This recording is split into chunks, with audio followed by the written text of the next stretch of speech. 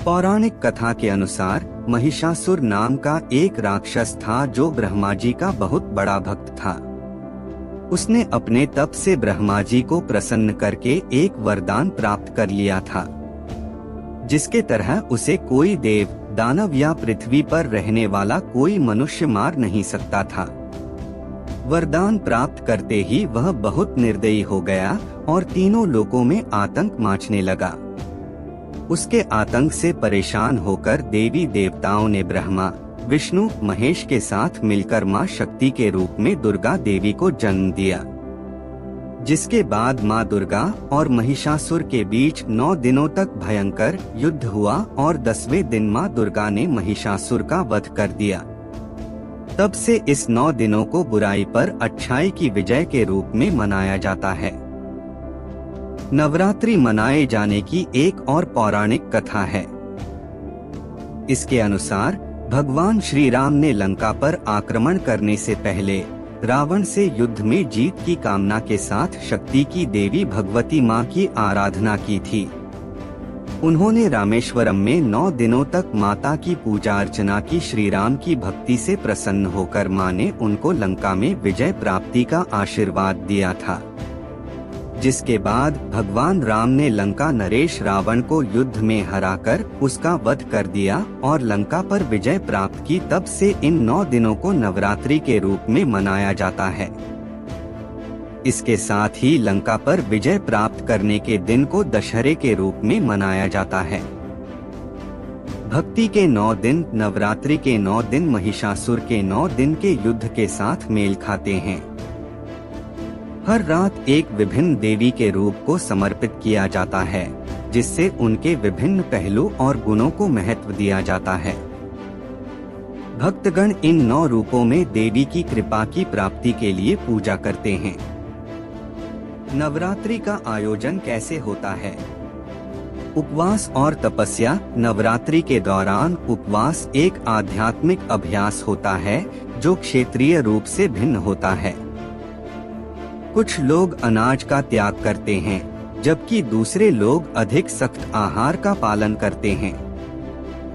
उपवास सिर्फ खाने का त्याग नहीं होता, बल्कि यह नकारात्मक विचारों और क्रियाओं से बचाव करने को शामिल करता है। संगीत और नृत्य। संगीत और नृत्य नवरात्रि के आयोजनों का महत्वपूर्ण हिस्सा है। गुजरात में गरबा और दंडिया रास सबसे प्रसिद्ध नृत्य हैं। इन लोक नृत्यों में तालमेल की आवश्यकता होती है, जिसमें गति के साथ पैरों की कामन, ताली बजाने और घूमने की आवाज होती है, और इसे लाइव संगीत या रिकॉर्डेड गानों के साथ किया जाता है। ये सिर्फ मनोरंजन ही नहीं, बल्कि एक भक्ति और सांस्कृतिक अभिव्यक्ति का भी एक रूप है। रिचुअल्स और पूजा। भक्तगण नवरात्रि के दौरान विभिन्न रिचुअल्स करते हैं। इसमें दीपक जलाना, दिया, धूप, फूल और फलों की पूजा करना शामिल होता है, और मंत्रों का पाठ करना।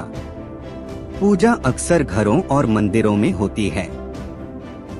गोलू और प्रदर्शन। दक्षिण भारत, खासकर तमिलनाडु और कर्नाटक में गोलू या कोलू परंपरा का पालन किया जाता है। परिवार बिना तलियों या शेल्व्स पर गोलू की प्रदर्शन करते हैं। इन प्रदर्शनों में आमतौर पर हिंदू पौराणिक कथाओं के विभिन्न सीनों का प्रस्तुतिकरण होता है, जो सर्ववर्गीयता और कला का प्रदर्शन करते हैं। सार्वजनिक आयोजन। कई क्षेत्रों में नवरात्रि को सार्वजनिक स्तर पर संप्रेषणों और प्रक्रियाओं के साथ मनाया जाता है। देवी दुर्गा की बड़ी मूर्तियां सार्वजनिक स्थलों पर लगाई जाती हैं, जिससे बड़ी भीड़ आती है। ये घटनाएं समुदाय के मेलजोल और सांस्कृतिक आदान प्रदान को बढ़ावा देती हैं। क्षेत्रीय विविधताएं। गुजरात में नवरात्रि गरबा और दंडिया नृत्यों के लिए प्रसिद्ध है। लोग विभिन्न प्रदेशीय परिधान में तैयारी करते हैं और समुदाय नृत्यों में भाग लेते हैं, जो रात के बड़े हिस्से तक जारी रहते हैं। यह एक शानदार और जीवंत उत्सव है। पश्चिम बंगाल में नवरात्रि दुर्गा पूजा के साथ मेल खाती है, जो राज्य में सबसे बड़ा त्योहार है। सजीव छत्र अस्थायी संरचनाएं को धारण करने के लिए रचनाएं बनाई जाती हैं और कोलकाता शहर अपने बड़े आयोजनों के लिए प्रसिद्ध है।